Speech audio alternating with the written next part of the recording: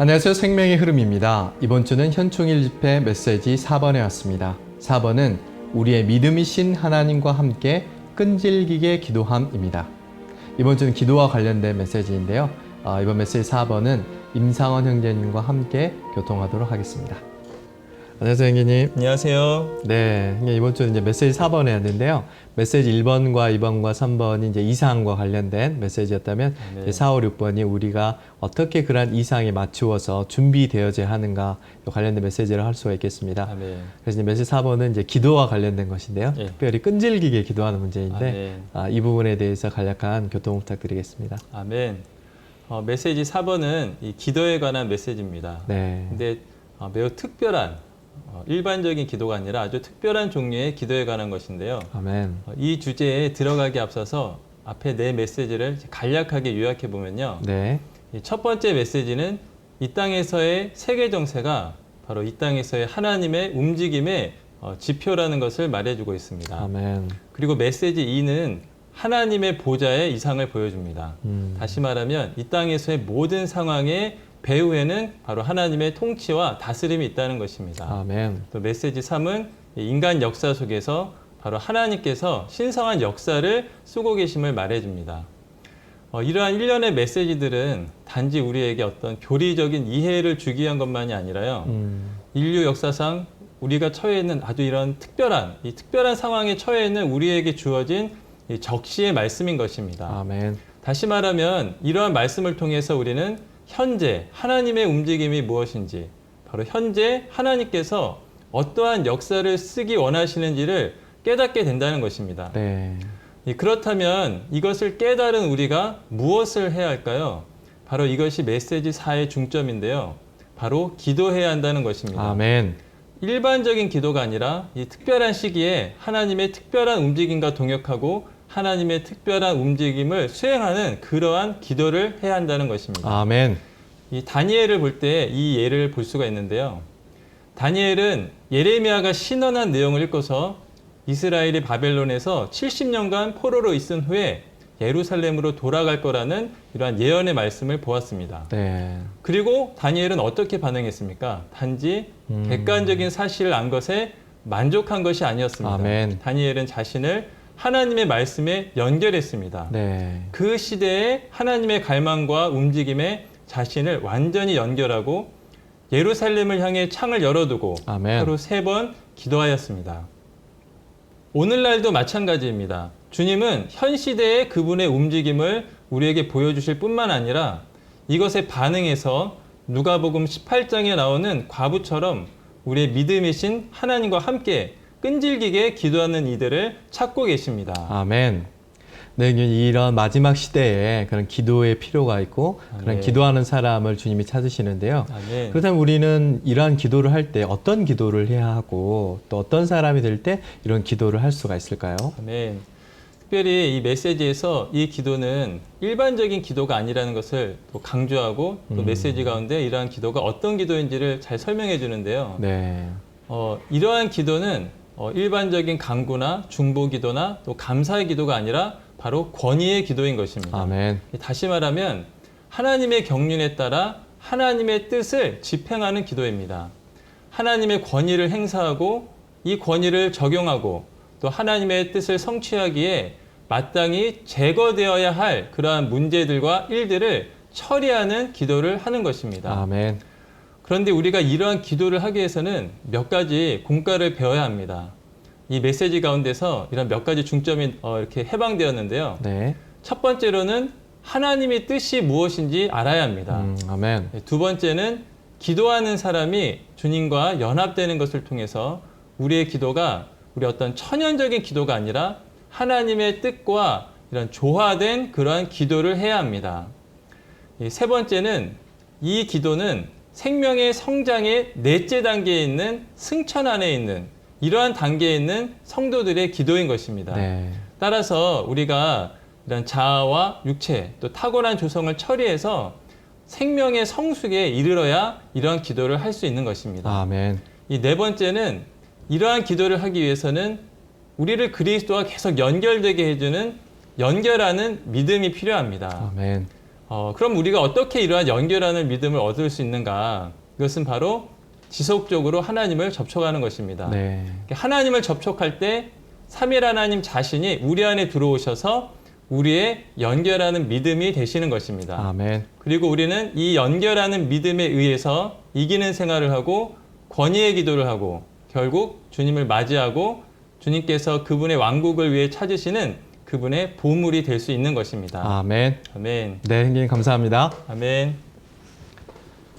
네, 함께 메시지 4번에 대해서 요약을 해보았습니다. 이제 이어서 이 메시지에 요약된 영상을 함께 시청하시고 위트니스 이영재님의 관련된 영상을 함께 보시도록 하시겠습니다. We come to message 4, praying persistently with God as our faith. Well, in this message, we have this matter of praying persistently with God as our faith. Every word in this title is meaningful. We pray, we also pray persistently. And we'll get into this in the outline, but part of the extraordinary prayer that is needed at this time is a very persistent prayer. And I'm very glad that the brothers were led by the Lord to help us have 30 days of continuous prayer. That's probably not something that we could do at all times, but I think it's entirely appropriate and even necessary in a world situation like the one we're in today. Well, I just like to point out that there are many different kinds of prayer. Prayer is not a single category. If you look at 1 Timothy 2:1, you have different words: prayers, petitions, intercessions, thanksgivings. We have supplications. There are many kinds of prayer. And Ephesians 6 mentions this, that we take the sword of the Spirit, which is the Word of God, by all kinds of prayer.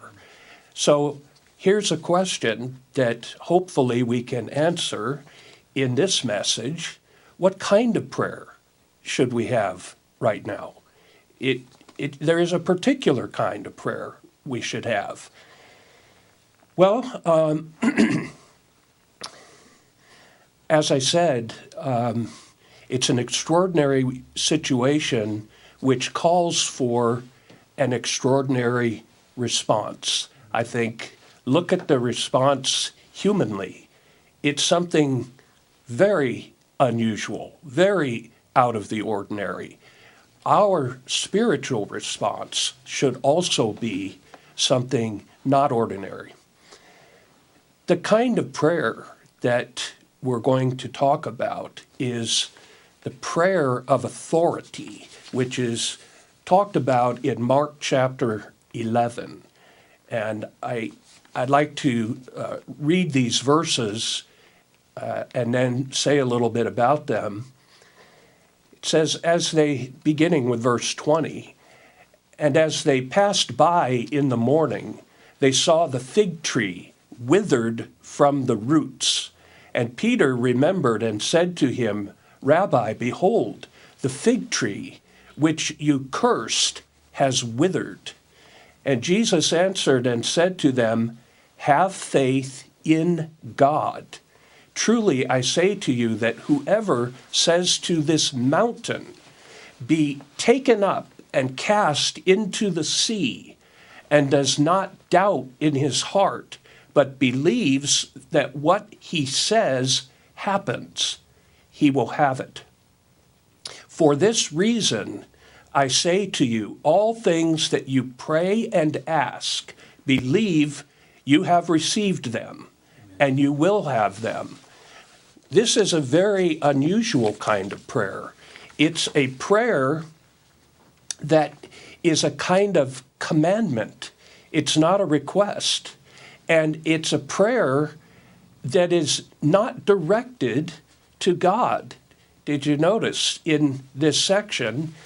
And we know it's a prayer because after the Lord says, say to this mountain, then he talks about prayer, indicating that this speaking to the mountain, just like his speaking to the fig tree, that was a prayer. What kind of prayer do you call that? It's a prayer that deals with obstacles, that deals with frustrations directly, not asking God to deal with them, but the prayer itself deals with them. Amen. Well, I just would like to read a couple quotes from one of the sources for this outline, and that's the prayer ministry of the church. I have a few quotes, they're very short, from chapter 1. The church has to learn to pray big prayers and make big requests. The prayer of the church is often very small. It prays only for ordinary problems. This is not enough. Okay, another quote. The ministry of the church is prayer, not small prayers, but prayers that pioneer the way for God. Last quote, the church must have big prayers, serious prayers, and strong prayers. So I think, saints, that's the underlying burden of this message, is that we would respond to the world situation and cooperate with the divine history in the human history by prayer. But a very, very particular kind of prayer is needed because we're in a very particular kind of situation here. Okay, now we can come to this outline.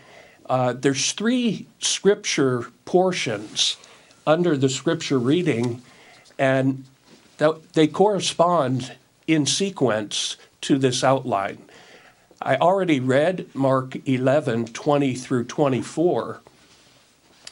Here it says in Mark 11, 20 through 24, the Lord Jesus taught his disciples to pray by faith for executing God's will according to God's economy. Now, if you look at Mark 11, 20 to 24, it doesn't mention God's will, and it also does not mention God's economy. So why do we say that that's what he was teaching them to do? Well, you have to look at the context of Mark 11. In Mark 11, the cursing of the fig tree, the account of the cursing of the fig tree is merged with the account of the cleansing of the temple. These two things are really 2 parts of one event. And both of these 2 cases are related to Israel. And because they're related to Israel, and especially at the time that they occurred, when the Lord was still on the earth, they have everything to do with God's economy. The cleansing of the temple was to deal with the mixture that had come in among the worship of God in the temple. And the cursing of the fig tree needs to be understood in the light of the cleansing of the temple. The fig tree, according to the Old Testament in Jeremiah, the fig tree signifies the nation of Israel. It's a symbol of the nation of Israel. And the Lord was hungry for fruit from that tree, just like he was hungry for the real and proper worship of God in the temple.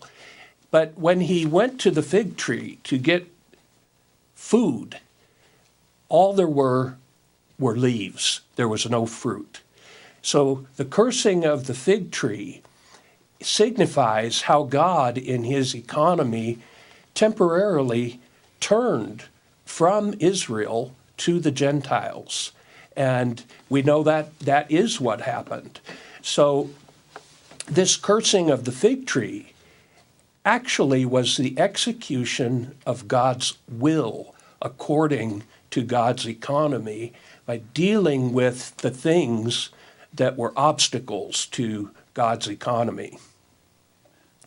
Okay, A says, when the praying one is mingled with God and is one with God, God becomes his faith. This is what it means to have faith in God. This doesn't mean simply that we believe in God. It means we are in God, and because we are in God, God becomes our faith. I think all of us, when we read Mark 11, it's hard for us to imagine speaking to a mountain and telling the mountain to be cast into the sea. It's hard for us to picture ourselves or anyone doing such a thing, praying such a prayer. But in order to pray such a prayer, it says you cannot have any doubt in your heart. Well, this requires a kind of faith, a particular kind of faith, which is not our ordinary measure of faith. It's the faith of God himself. Just as like the faith in Galatians 2:20, we are in Christ, Christ is in us. We live by the faith of the Son of God, not the faith in the Son of God. It's actually his faith that we live by. And here it's the faith of God that we pray by. Okay, B says only prayers that are out of faith will touch God. Without faith, prayer is ineffectual. I'll just mention another quote from the prayer ministry of the church. It says there that it's possible that our prayers, or what we call prayer, it's possible for it to be meaningless. And it also says that we should guard against prayers which are not prayers. Now, from the first picture in the Bible concerning Amalek, concerning the flesh, we have a second one in Exodus. This one is much improved, right? This one tells us how to deal with this flesh. How to deal with this flesh. Last week, we covered this, right? We have to identify ourselves with the interceding Christ, and we have to join ourselves to the slain, fighting spirit. Now, we have seen this. But tonight, we have to see that this flesh is not only versus grace, but also versus kingship. It's not a small thing. And this is why, for the coming of God's kingdom, there is the need of thorough dealing with the flesh. Flesh has to go. Then the kingdom can come. Where flesh is, there's no kingdom of God. When kingdom of God comes, flesh is gone. Flesh must go. Then the kingdom comes. In other words, like Paul told us already, that all flesh is not able. It cannot be subject to God. All flesh cannot be subject to God. No possibility. No possibility. And what is the kingdom of God? That is the authority of God subjecting everything under God. Right? The kingdom of God is a full subjection of everything to God. But I tell you, in the whole universe, flesh is altogether impossible to be subject to God. It cannot be. It cannot be subject to God. It is altogether something against God's throne. You see? Now you can see Amalek is versus God's authority. Right? Amalek is something in this universe versus God's authority. Check with yourself. Your flesh, I tell you, you need to say the good, bad flesh. Even your good flesh is a kind of a what? Enemy against God's authority. Right. I don't know how much it has been with you, which me, too many times, a kind of rebellion thing within me. You know, Satan has a principle. He never comes to you in himself. He comes to you either in your wife, or in your husband, or in your child, or in a brother, or in a sister, and many times just in yourself. He came to you in yourself. Satan didn't come to Eve in himself. He came to Eve in a serpent. And one day in Matthew 16, he came to Lord Jesus in Peter, in a loving disciple, a disciple who loved the Lord so much. Peter was used by Satan, and Satan came to Lord Jesus in Peter. Too many times, I tell you, every time you exercise your flesh, that flesh is just an instrument, a cloak, a covering of Satan. That is Satan. That is Satan in you.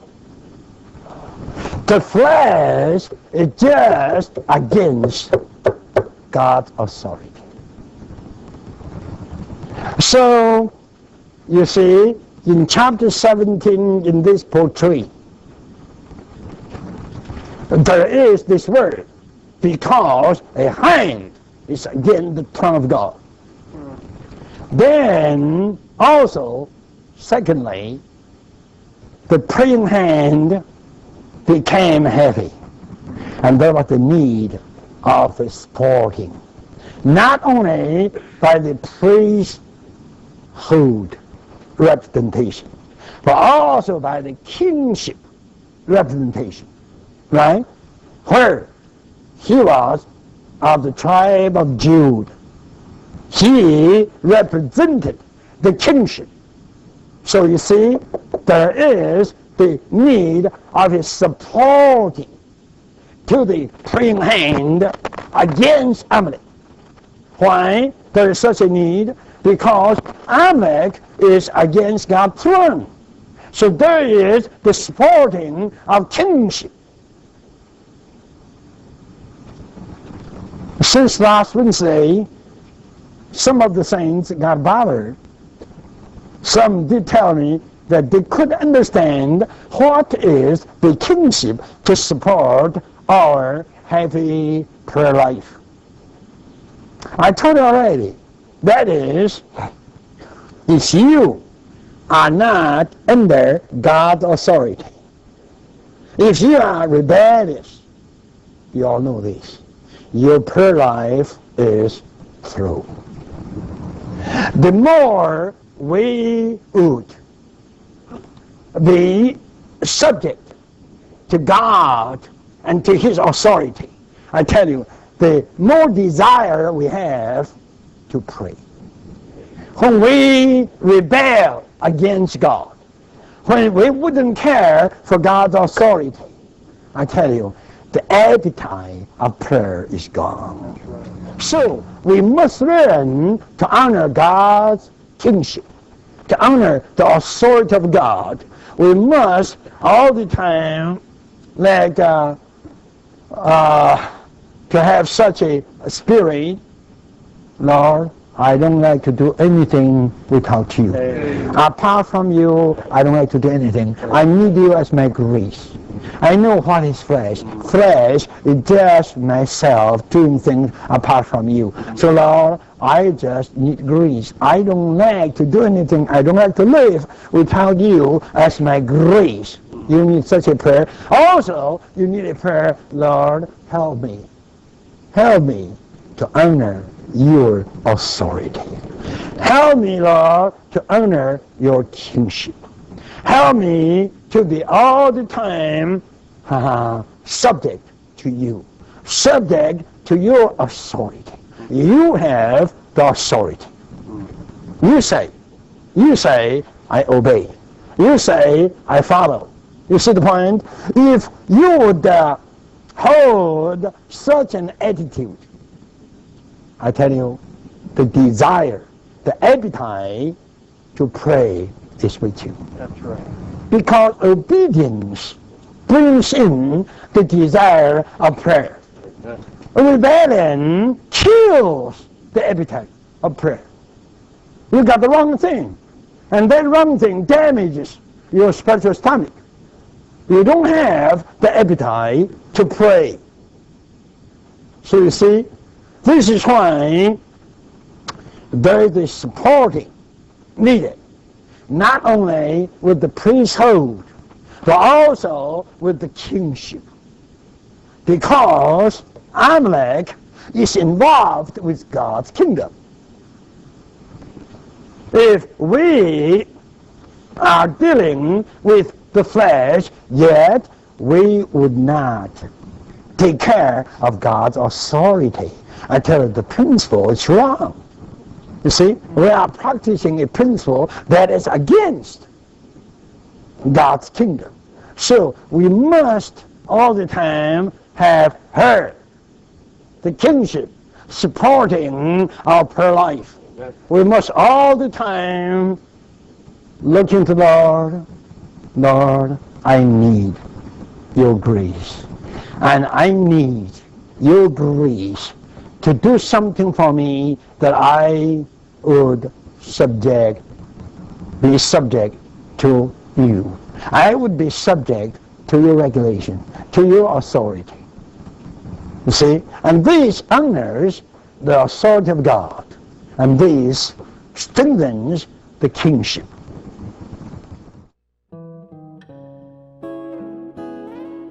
믿음에서 나온 기도. 히브리서 11장 1절은 성경에서 믿음을 정의해주는 유일한 절입니다. 이 절은 믿음은 바라는 것들의 실질화요, 보이지 않는 것들의 확증입니다. 라고 말합니다. 실질화의 원문은 번역하기가 쉽지 않은데 이것은 어떤 것을 실제가 되게 하는 역량을 가리킵니다. 믿음은 바라는 것들을 실제가 되게 하는 것입니다. 이는 마치 코로 냄새를, 눈으로 색깔을, 귀로 소리를 실제가 되게 하는 것과 같습니다. 우리가 본대로 믿음은 우리가 태어남으로 얻은 오감에 더해진 특별한 감각입니다. 이 감각은 하나님께 속한 것들과 우리가 보지 못하는 것들을 실질화합니다. 믿음이 영적인 것을 실제가 되게 할 수 있으며 믿음은 곧 영적인 체험입니다. 믿음이 없으면 영적인 체험도 없습니다. 이는 마치 사람에게 눈이 있으나 감아버리면 바깥 세계의 모든 색깔을 볼 수 없는 것과 같습니다. 믿음도 이와 같습니다. 믿음을 사용하지 않을 때 영적인 것들을 볼 수 없습니다. 그러나 우리가 믿음으로 영적인 것들을 실제가 되게 할 때 모든 영적인 체험이 실제가 되는 것입니다. 많은 믿는 이들의 기도가 하나님 앞에 도달할 수 없는 것은 그들의 기도가 믿음이 없는 기도이기 때문입니다. 믿음에서 나온 기도만이 하나님을 만질 수 있으며 영적인 것들을 만질 수 있습니다. 믿음은 영적인 것들을 실제가 되게 할 수 있습니다. 하나님께 속한 것들을 실체화하고 누리게 하는 길인 믿음은 우리의 천연적인 존재에 속한 어떤 부분이 아닙니다. 그것은 우리 안으로 주입된 신성한 능력입니다. 합당한 믿음은 바라는 것들을 실질화하는 능력으로서 우리 존재 안으로 주입된 신성한 요소요, 심지어 하나님 자신입니다. 이 주입된 요소가 우리를 실질화하는 능력입니다. 로마서 10장 17절은 그러므로 믿음은 듣는 데서 생기며 듣는 것은 그리스도의 말씀을 통해서입니다. 라고 말합니다. 우리가 하나님을 접촉할 때나 또는 하나님의 말씀을 들을 때 하나님 자신으로 말미암아 우리 존재 안으로 주입된 실질화하는 능력은 자동적으로 하나님께 속한 것들과 바라는 것들과 보이지 않는 것들을 실체화합니다.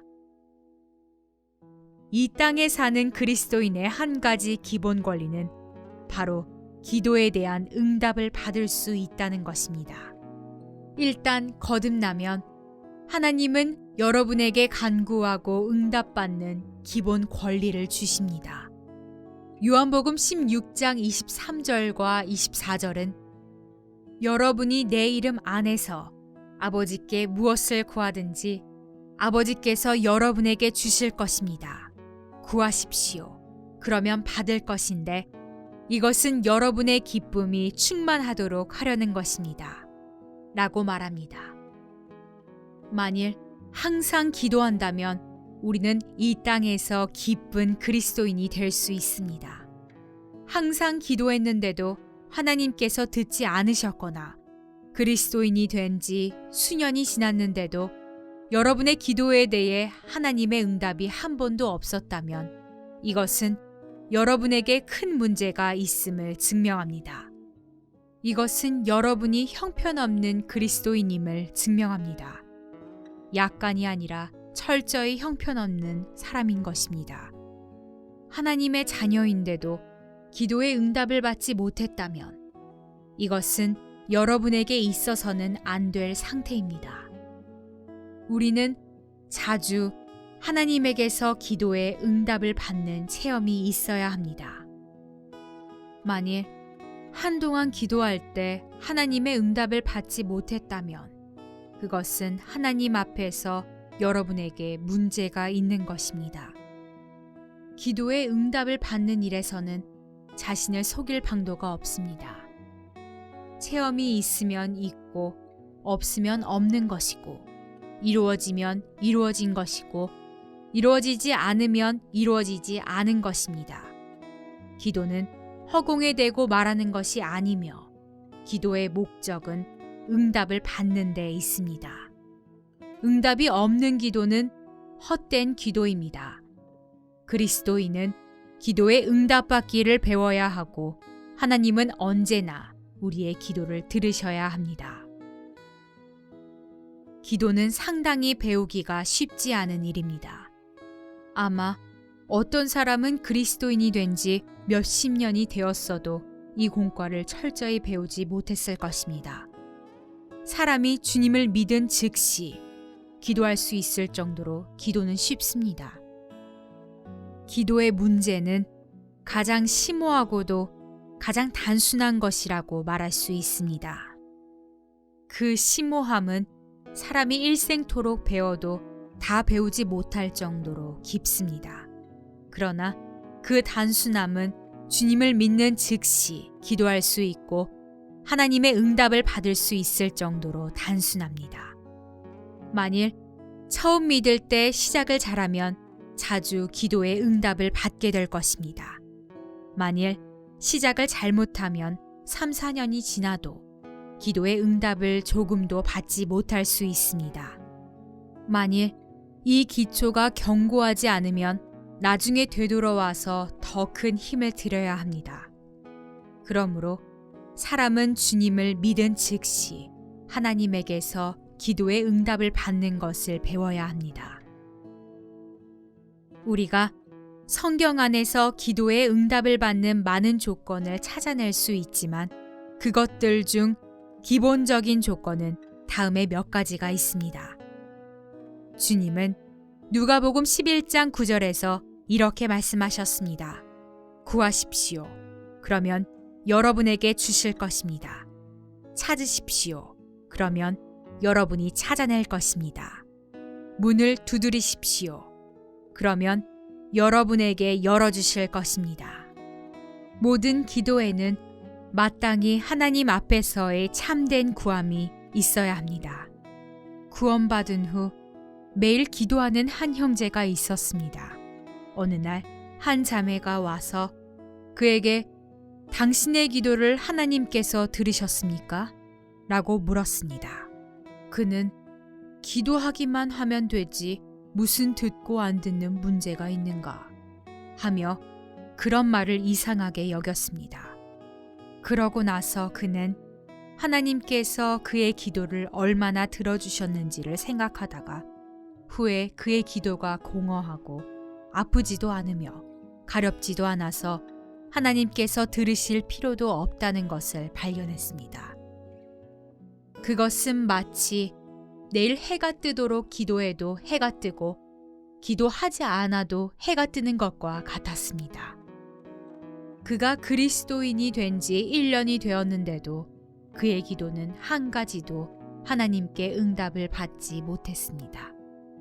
그가 무릎을 꿇고 계속 많은 말을 했지만 무엇을 구하는지 말하지 않았기 때문에 실제로는 구하지 않은 것과 다름없었습니다. 주님은 문을 두드리십시오. 그러면 여러분에게 열어주실 것입니다. 라고 말씀하셨습니다. 만일 여러분이 벽을 두드린다면 주님은 벽을 열어주지 않으실 것입니다. 왜냐하면 여러분이 무엇을 원하는지 모르기 때문입니다. 만일 진실로 문을 두드린다면 주님은 참으로 여러분에게 문을 열어주십니다. 여러분이 들어가야 한다고 말한다면 주님은 들어가게 하십니다. 주님은 찾으십시오. 그러면 여러분이 찾아낼 것입니다. 라고 말씀하셨습니다. 여러분은 한 가지만을 찾아야 합니다. 여러분은 이것도 좋고 저것도 좋다고 말할 수 없습니다. 하나님은 여러분이 도대체 무엇을 원하고 무엇을 구하는지를 아셔야만 그것을 주실 수 있습니다. 예컨대 여러분이 여러분의 아버지에게 무엇을 구한다 합시다. 여러분은 반드시 무엇이 필요하다고 말해야 합니다. 여러분이 약을 사러 약국에 갈 때에도 무슨 약이 필요하다고 말해야 합니다. 기묘한 것은 어떤 사람은 하나님 앞에 나오지만 무엇을 원하는지 말하지 않는다는 것입니다. 기도의 첫 번째 문제는 구하지 않는 데 있습니다. 기도할 때 반드시 결핍된 것이 무엇이고 필요한 것이 무엇인지를 말해야 합니다. 응답을 받든 받지 못하든 상관하지 않는 포괄적인 기도를 해서는 안 됩니다. 우리는 기도하기를 배우되 전이란 목표를 가지고 기도의 공과를 배워야 합니다. 야고보서 4장 2절은 여러분이 소유하지 못하는 것은 구하지 않기 때문이며 라고 말합니다. 많은 사람이 기도의 행위는 있지만 구하는 것이 없습니다.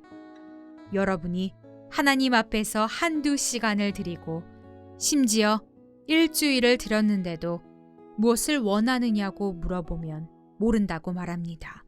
이것은 큰 문제입니다. 그러므로 여러분은 반드시 전이란 목표를 가지고 기도하기를 배워야 합니다.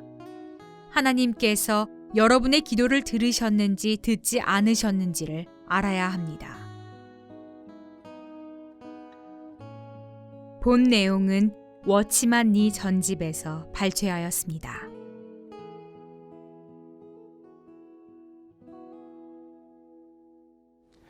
마태복음 18장 19절은 여러분 가운데 두 사람이 땅에서 무엇을 구하든지 마음을 같이 하면 하늘에 계신 내 아버지께서 그들을 위하여 다 이루어 주실 것입니다. 라고 말합니다. 이번 한 주간도 활력그룹 안의 지체들과 더불어 마음을 같이하며 믿음으로 하나님과 함께 끈질기게 기도하는 의미 있는 기간이 되시기를 기도드리겠습니다. 그럼 저희는 다음 주에 다시 찾아뵙도록 하겠습니다. 감사합니다.